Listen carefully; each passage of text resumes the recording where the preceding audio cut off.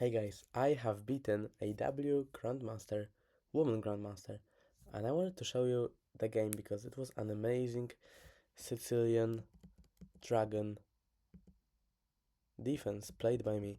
So look at this, knight to f6, and what can I tell you? The simplest move here, it's just Fury at this point.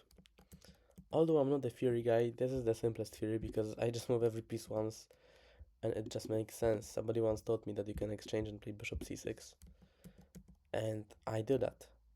Now I see an amazing diagonal for my queen, and I just want to do it because I want to connect my rooks, maybe look at b5, destroy her pawn structure, teamwork with my bishop here and the queen, and just have an active queen, to be honest. Like, what other move do I have? I'm not sure. And here she plays knight d5, and I decide to take with the bishop. Actually, the computer likes the knight move more, but from my experience, Dragon Sicilian usually lets you play a very good knight against a very weak bishop, and that's what I was aiming for. So now I play knight to d7 just to make sure she doesn't have pair of bishops. Now she is not able to control the black squares, right? The dark squares, for people who want to argue with me about this thing. And yes, I just believe I'm better here. It's because this pawn can always be defended by the king and by the rook.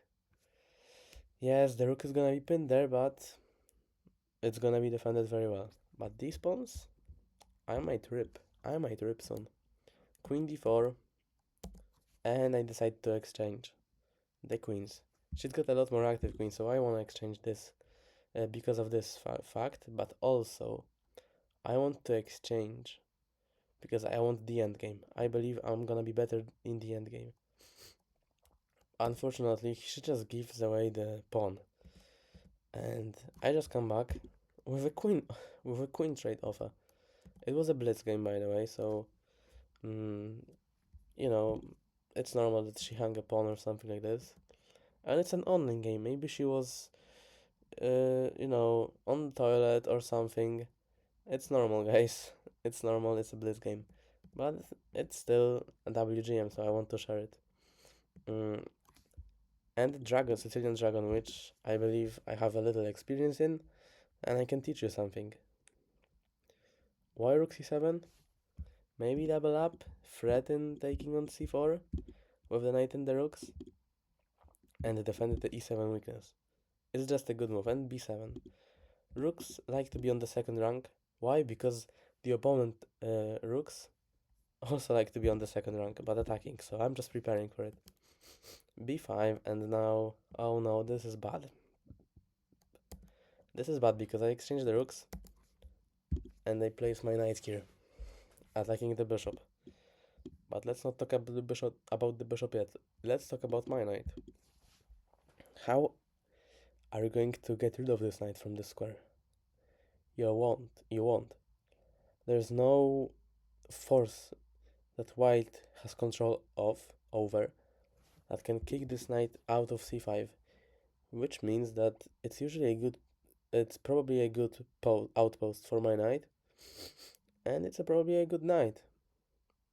And now let's talk about her bishop. It's under attack, so she needs to waste the tempo. And the rook, kind of doing nothing because my knight is not going to move. Bishop c4, so what do? Okay guys, what do you think I did here? Write in the comments and tell me if you were right. Okay, I'm gonna do it. 3, 2, 1. Rook a8. Simple move. Just controlling the open file. And now if she wants to attack the e7 pawn, the king is gonna activate. Yeah, it's just gonna activate and be an active piece. b6. And now I'm just looking at the weaknesses. I mean, this is a weakness, this is a weakness, this is a weakness. You can never push your pawns for no reason. I don't know why she did that. I mean, I'm not titled yet, so I shouldn't really say what she should do, but in my humble opinion, I would never push the pawn, especially because she has a light square bishop, so like the bishop can defend this only on b5. On b6 the pawn is alone. Rook a4, rook b4. This knight is still doing an amazing job here. Oh my gosh, I could have taken her bishop, but I didn't see this. I took this pawn. Rook b4. You see, guys, at this point I had 15 seconds, she had 15 seconds as well. It's a lot of time, but you know, that's my issue. If when I'm winning, I just don't care that I can take a bishop or anything like this. Like, I stop thinking, and it's not a good habit. And yeah, I activate my king and she loses on time. I mean, it's just difficult to come up with an idea here. I'm gonna take the pawn and probably push those ones and support them with my king, and it's just complete GG, guys. Yeah, that's how I play the Sicilian Dragon. You can implement some motives like queen to a5. I believe it's a very good move. You can also implement this idea of exchanging the bishop for the knight, and playing the endgame with the better knight over a bad bishop that is completely blocked by the pawns. And the last thing, the c5 square.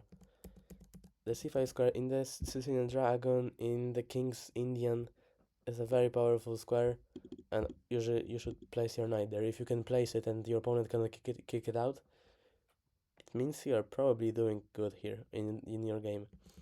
So yes, guys, thank you for watching. Support my journey. I hit 2500 yesterday, and 2 days ago, and yesterday I had a 10-hour stream, and I beat a GM number 6 in the world. Sorry, he's from Brazil, but I forgot his name. I'm very sorry. And yes, guys, please subscribe. I mean, let's create a very good chess community where we all support each other, and let's just make chess great again. Thank you for watching, and bye.